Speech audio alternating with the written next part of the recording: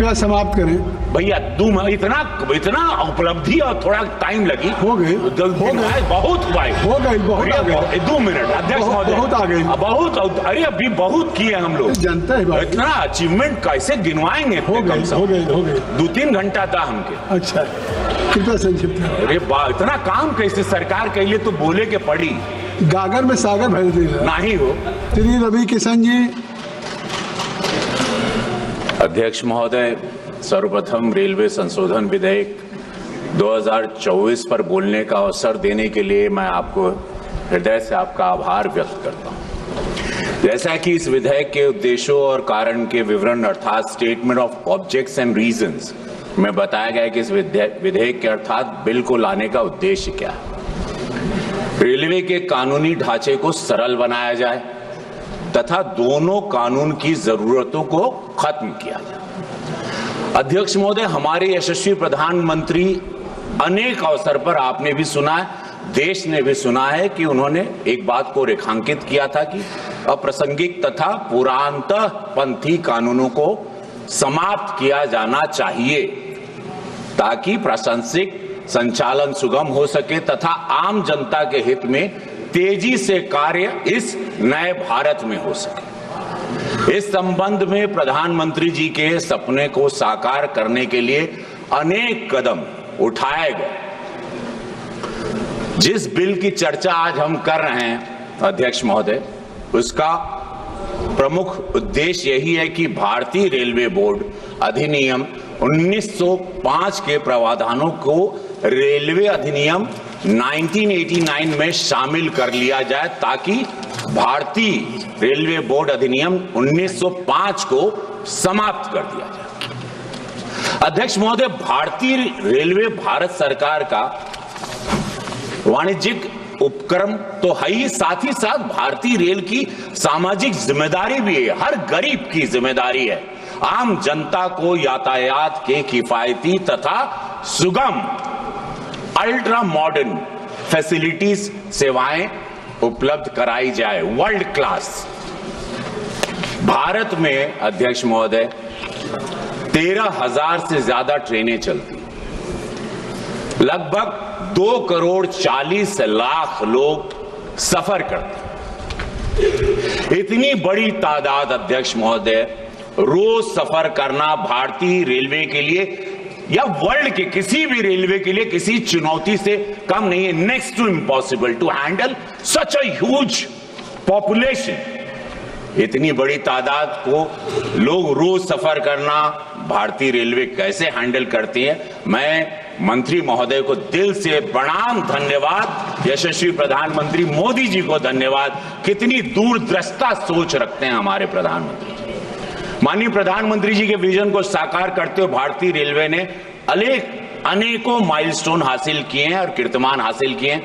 भारतीय रेलवे की तरफ से जारी अभी हमारे मंत्री महोदय भी बता रहे थे, जो आंकड़े हैं 2023-24 के दौरान यात्रियों की संख्या जो रही है अध्यक्ष महोदय 648 करोड़, 648 करोड़, 54 करोड़ नए यात्रियों का इजाफा हुआ है इसमें। The people used to travel, and now because of the facility and the comfort and precautions and safety, भारतीय रेलवे के ने 2022-23 के दौरान माल ढुलाई विद्युतीकरण, नई लाइनें बिछाने, दोहरीकरण, लोकोत्पादन और उसके साथ सुरक्षा में सुनिश्चित करने में शान उपलब्धियां हासिल की हैं, जग जाहिर है। माल ढुलाई भारतीय रेलवे वित्तीय वर्ष 2022-23 के दौरान 1,512 एमटी की ढुलाई की है तथा 2.44 लाख करोड़ रुपए का राजस्व हासिल किया, जो अपने आप में एक ऐतिहासिक रिकॉर्ड हुआ है। और अध्यक्ष महोदय, इस सबके पहले मैं सभी हमारे माननीय सांसदों को भी बताना चाहता हूं कि नरेंद्र मोदी जी की सरकार के पहले, एनडीए की सरकार के पहले यही रेल, यही व्यवस्थाएं, क्योंकि हम लोग देहात से थे तो हम लोगों से वो भारत भी हमने देखा है और इस भारत को भी 10 साल में देखा है। सबसे बड़ा भ्रष्टाचार का केंद्र हुआ करता था कि rail means definitely corruption will be there. और ये 10 साल में जीरो करप्शन, ये अनबिलीवेबल है, ये काबिले तारीफ है। हम इस सरकार को दिल से धन्यवाद देना चाहते हैं, अपनी सरकार को और इस भारत सरकार को। भारतीय रेलवे ने वर्ष 2022-23 के दौरान जो माल ढुलाई, विद्युतीकरण, नई लाइन बिछाना, दोहरीकरण, लोकोत्पादन, उसके साथ सुरक्षा में सुनिश्चित किया है, मैंने आपसे बताया। माल ढुलाई भारतीय रेलवे वित्तीय 2022-23 में आपने देखा 2.44 लाख करोड़ का इजाफा हुआ, ऐतिहासिक रिकॉर्ड विद्युतीकरण। भारतीय रेलवे मिशन 100% विद्युतीकरण को पूरा करने के लिए बड़े तेजी से आगे बढ़ रहा है। वित्तीय वर्ष 2022-23 में 6,542 आरकेएम का रिकॉर्ड विद्युतीकरण ने किया है। Unbelievable, this is fantastic. Life line कही जाती है भारत की।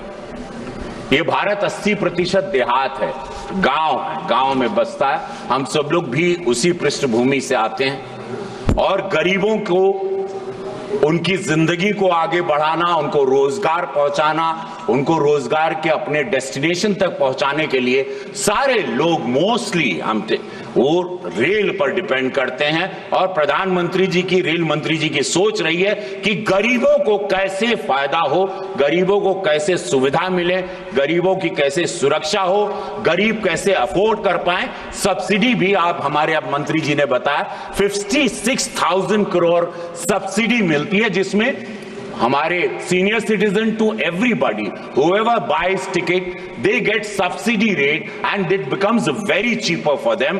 बहुत ही सस्ते दामों में टिकट होती है। और ये एक अद्भुत रही सोच कि टिकट अगर आप नहीं ट्रैवल करते हैं तो आपको पैसा तुरंत रिटर्न आता है। अगर आप ट्रैवल नहीं करते और अपनी टिकट कैंसिल करते हैं, पहले टिकट के पैसे डूब जाते थे। ये भी बहुत सोचने जैसी बात है कि अद्भुत प्रयास रहा नरेंद्र मोदी जी की सरकार का।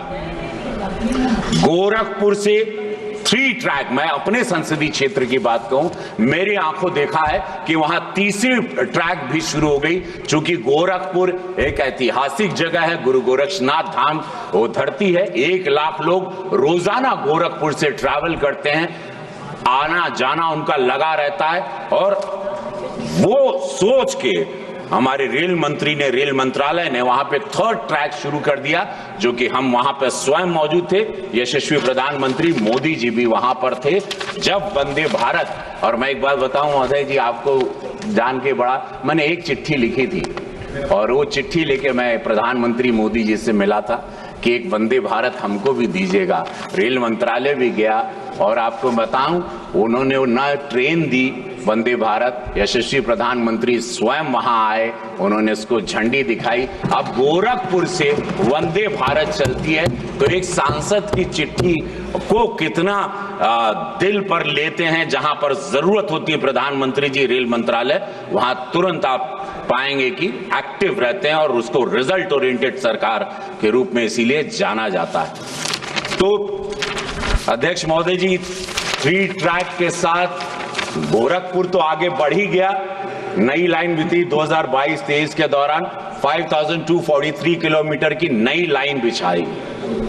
रोजाना काम हो रहा है, एवरी डे। बुलेट ट्रेन के बारे में मैं बता दूं, पूरा देश जानना चाहता है। अपोजिशन हमेशा करता है कि क्या बुलेट ट्रेन पॉसिबल है।